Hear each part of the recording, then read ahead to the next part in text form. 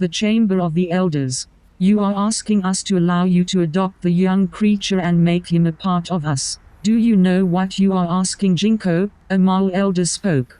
Yes, he is a child who needs a home, a family to live and grow, just like any orphaned kind, said Marcelo. Why do you want to take care of him, Chaco? A Malservia elder followed up.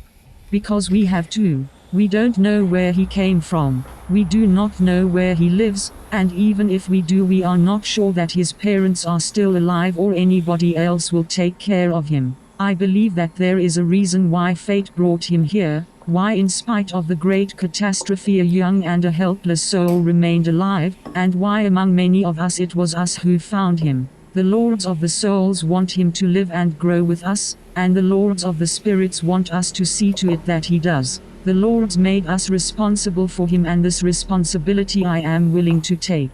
The males believed that fate was not an accident but decided by the Lords of the Souls and the Lords of the Spirits. Marcelo was reasoning within their religious faith. This made the elders, composed of aged males and old Malservias, think. They whispered to one another until Jinko, a Mal elder, spoke.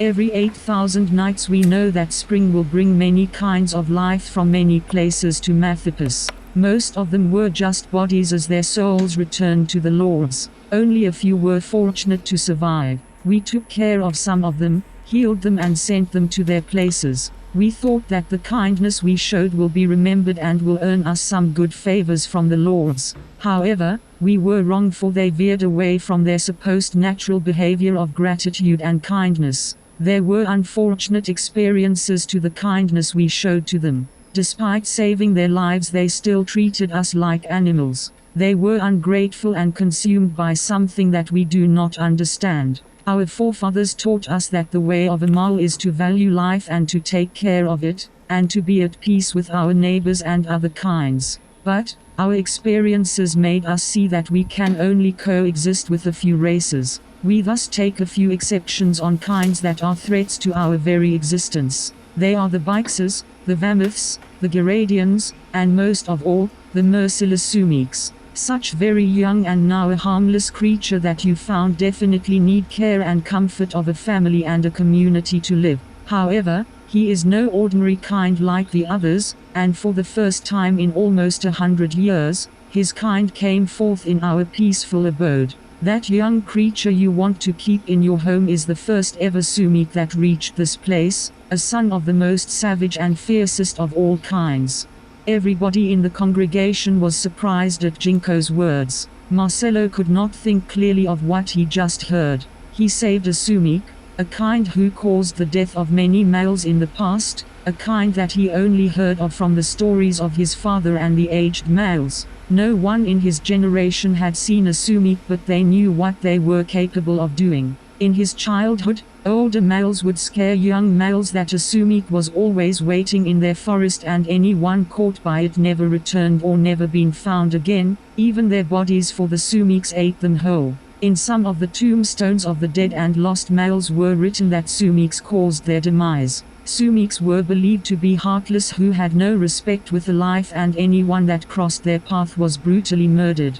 Long before, we lived in peace in a place called Zereklada until mercenaries came and attacked our village. They killed every Mal that they saw, young, women and old. Their desire to kill us was great for reasons that until this day we do not know. The Vamiths, who were our friends for centuries, turned against us and sided with the mercenaries. We fled to escape their wrath until we found Mathipus. We were hunted for some reasons, even by other kinds that we regarded then as friends. This was the reason why we isolated ourselves from the world. To them we are like animals that they enjoy to hunt and kill, and now you want to keep one of them. There was silence on the floor on the words of Jinko.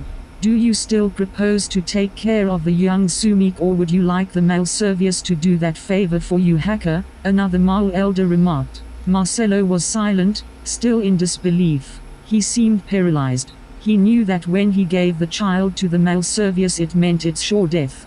Do you still want to take care of the Sumiek? Marcelo Miro, a Malservia elder, repeated. Marcelo seemed to have been awakened. The congregation composed of the village males and elder Malservias were waiting for their expected reply that Marcelo would change his mind and give the young Sumiek to the Malservias. Then, he spoke.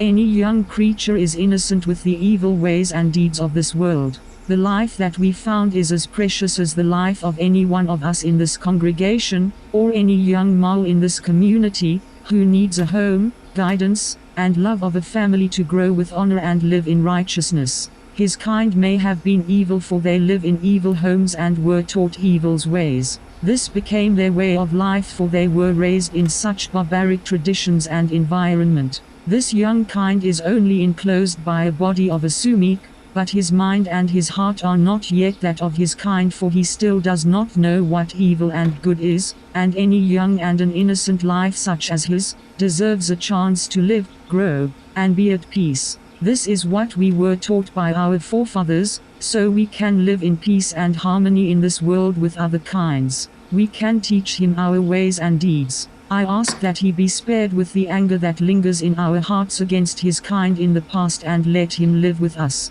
The congregation was silenced by Marcelo's wits. Many males, including some elders, stared convincingly at him as they nodded and whispered to one another. The others kept their silence and waited. The elders discussed with one another until Jinko spoke once more. For several years, when we left our homes in Zereklada and settled in Mathipus, we have not seen a Sumiek. Time erased their forms in our memory, and what remained were stories about them.